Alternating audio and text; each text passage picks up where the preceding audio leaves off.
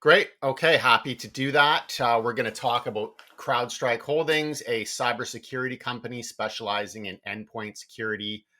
Very growth-oriented company. Their primary product is CrowdStrike Falcon platform, which is a cloud-native solution using lightweight agents on endpoint devices to provide security. And this is a subscription-based model company, so high recurring revenues.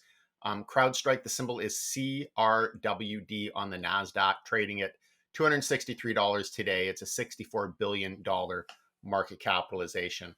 So, as I said, CrowdStrike has been in the news recently and not for a good reason. On July 19th, the company released a content update for Windows, which contained a defect, and over 8.5 million computers were impacted. So, this is called one of the worst cyber incidents in history. Obviously, this has had a very negative impact on the company's share price, which otherwise had been trending quite strongly for the year. But since this incident occurred, the stock price is down in the double digits, down about 30% over the last couple of weeks here. So the question is, we have a cybersecurity company. Anybody who's heard me talk about the cybersecurity industry knows how great I think just the industry fundamentals are from an investment perspective. I consider cybersecurity an essential industry, and as society continues to digitize, as we adopt more AI, as more data goes online, this opens us up to cyber attacks. So it's really an industry that companies have to continue to invest in to stay ahead of the curve. But what does this mean for CrowdStrike? Stock price is down 30%.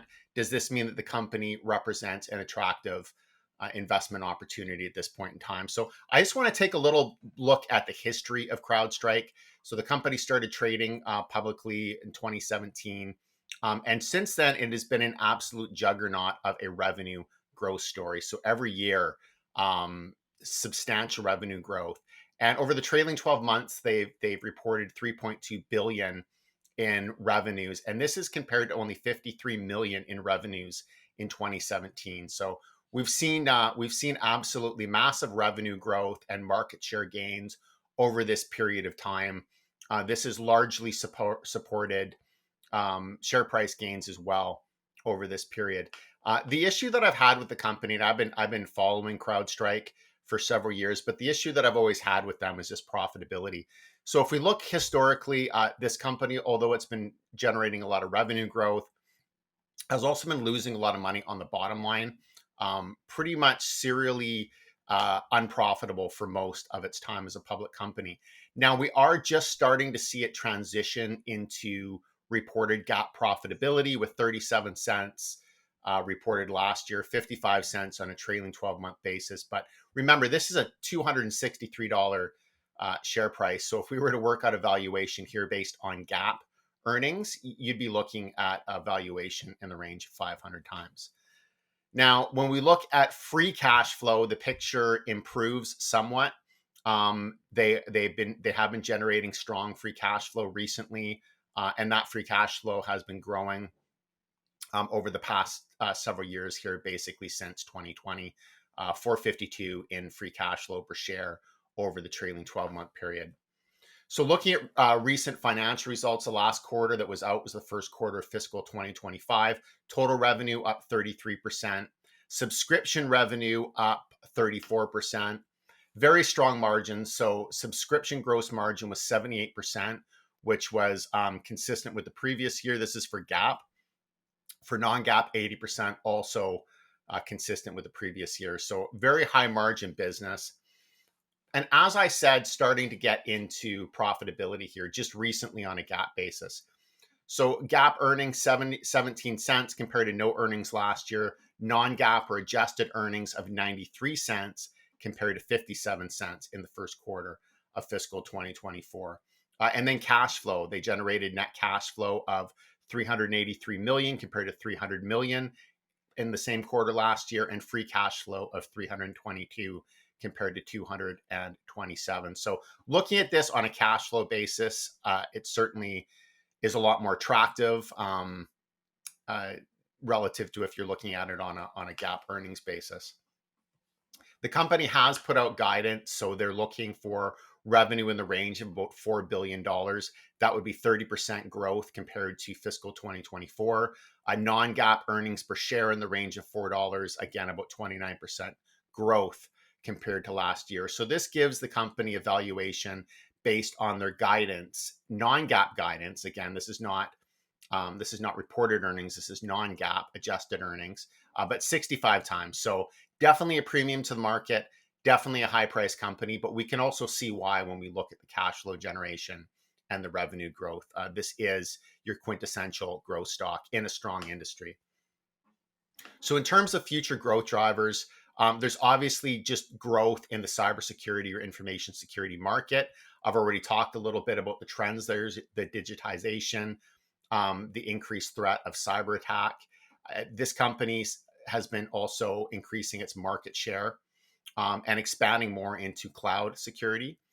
They noted ongoing investments in areas like identity protection, data protection, next gen security. So coming out with new products and upgrading their existing. And then, of course, like everybody, emphasis on AI driven solutions and capabilities. So our take on CrowdStrike right now, obviously, it's a very strong player in the cybersecurity industry, which is attractive, high growth company, increasing its market share, starting to get into GAAP based profitability, but free cash flow generation has been strong and is improving.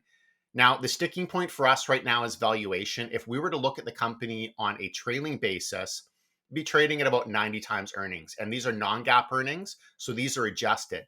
Now, looking forward, you're looking at about 65 times earnings. So still a premium, but starting to get into that range. Now, we would never expect a company like CrowdStrike to be cheap, but certainly once it gets into the 40 to 50 times, it starts to look a lot more interesting to us.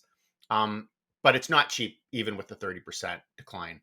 Now, in terms of the cybersecurity, the data breach incident, I think that creates uncertainties in the near term. I don't think it's going to impact the long-term growth profile of the company. These things happen. Companies have data breaches. They make mistakes. As long as this isn't repeated in the near term, I think that they have the opportunity to build up confidence, customer confidence again, and will likely continue to do that. But our take is that we're going to continue to monitor the company. We're going to look for a more attractive entry point, and essentially take it from there. But fundamentally, certainly a strong business and still poised for growth in the future. Yeah, good summary. The multiple right now is higher, but did we see the multiple off free cash flow? Do you know the range there? So the multiple of free cash Sorry to flow is still going put to you be on the around spot. the 60 times. Yeah. Okay. Yeah. Okay.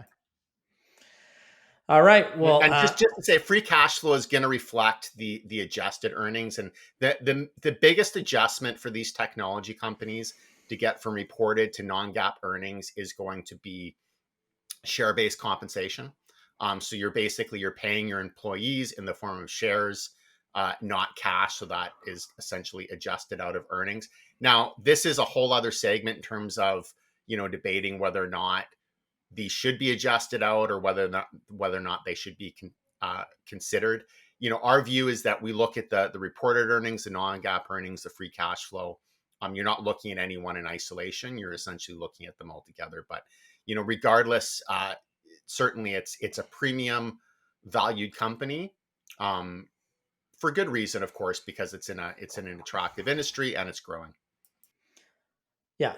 And we'll continue to monitor CrowdStrike going forward and see if there are any repercussions. I mean, I did see the flip side of people saying the fact that that it was such an impactful outage. It shows how important they are to global tech and to the security industry. Of course, they can't have too many more snafus like this, or it really can affect the business going forward. If it's a one-off, potentially it provides a buying opportunity. I'd love to see it cheaper, but there is tremendous growth there, and it's a high quality business.